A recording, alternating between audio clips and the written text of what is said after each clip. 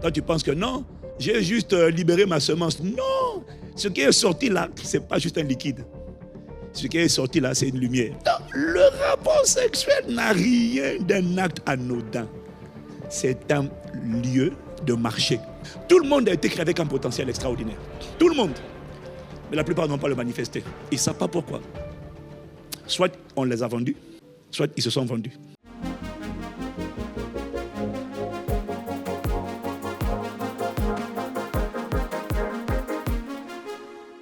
Éloigne-toi du chemin qui conduit chez elle. Il parle de la femme étrangère. Mais c'est vrai aussi pour l'homme étranger. Ne t'approche pas de la porte de sa maison, de peur que tu ne livres ta vigueur à d'autres et tes années à un homme cruel, de peur que des étrangers ne se rassasient de ton bien et du produit de ton travail dans la maison d'autrui. Il liste plusieurs choses que tu rends disponibles et accessibles lorsque tu couches avec l'homme ou la femme étrangère. Pas une seule chose. Numéro 1, il dit au verset 9, de peur que tu ne livres ta vigueur. Le mot vigueur, c'est un mot hébreu qui est traduit à la fois par gloire, force, splendeur, lumière, vigueur, force, splendeur, étoile. Donc il dit que par le péché, tu livres ta vigueur à quelqu'un d'autre. Ta force, ta vigueur, ta gloire, ton étoile, on peut la prendre.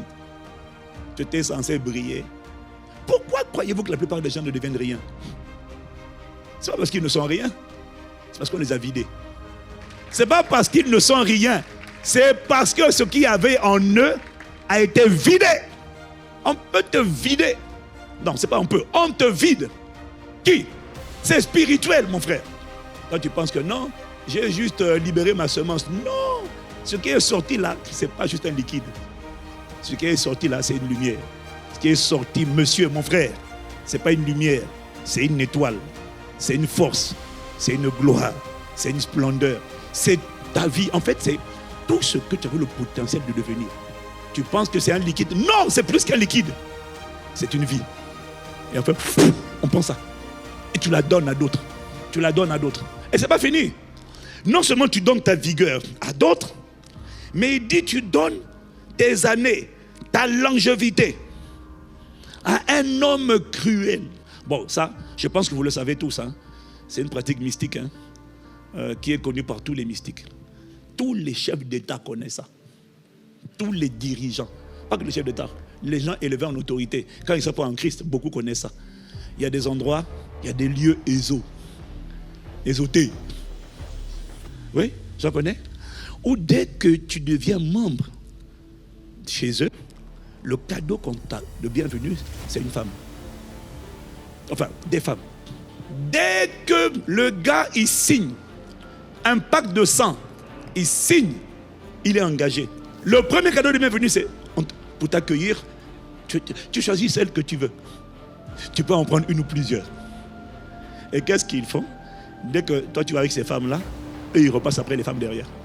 C'est fini. Celui qui repasse derrière avec la même femme, il a pris. 1, il a pris ta vigueur. 2, il a pris ta longévité.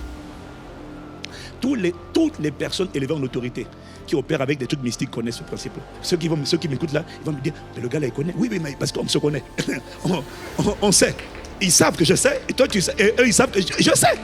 On prend les années de quelqu'un, tu les donnes à un homme cruel, un homme méchant. Tu es en train de donner ta vie. Les années c'est quoi? C'est ta durée de vie. Tu es en train de te vider. Donc quelqu'un est en train de diminuer tes années, de peur que des étrangers, des gens que tu ne connais pas, ne se rassasient de ton bien. Donc il y a des choses qui étaient ton bien, qui auraient dû être à toi. Mais des gens prennent ça et puis ils mangent ça à ta place. C'est pour ça que tu es aussi galérien. C'est pour ça que tu galères. Dans 30 ans tu galères, 40 ans tu galères, 50 ans tu galères. Où est passé tes biens? Où est passé ta richesse? Il est en train de manger, ton bien est en train de manger par quelqu'un. Le rapport sexuel n'a rien d'un acte anodin. C'est un lieu de marché. C'est un marketplace, si tu veux. Il y a des transactions qui sont en train de s'opérer. Donc quand tu couches là, Les démons disent, yeah! Les gars, on a encore une base de données qui a augmenté là. Les gars, on vient de récupérer vigueur, année. C'est des marketplaces. Et toi, jeune femme ou femme qui participe à ça, c'est toi qui crée la place du marché. Tu acceptes les semences et puis les gens viennent après et puis ils récupèrent chez toi. Tu es complice de vol et de dépouillement. Oui, tu es complice. Tu prêtes ton corps. C'est l'homme qu'on vide. Mais toi, tu es complice de vidage, cambriolage d'énergie, de splendeur, de gloire. Ma conviction, c'est qu'il n'y a aucun être humain qui a été créé pour être misérable, médiocre et pauvre. Aucun. Dieu a créé tous les êtres humains égaux. Et je dirais, il les a tous créés à son image, selon sa ressemblance. Qu'ils soient chrétiens ou pas, tous sont sortis de lui. Tous ont du potentiel. Tous ont de la richesse. Tous sont censés briller. Tous, je dis bien tous. Tous ont quelque chose à l'intérieur de tous. Il n'y a personne qui a été créé pour être vidé, rien. Non.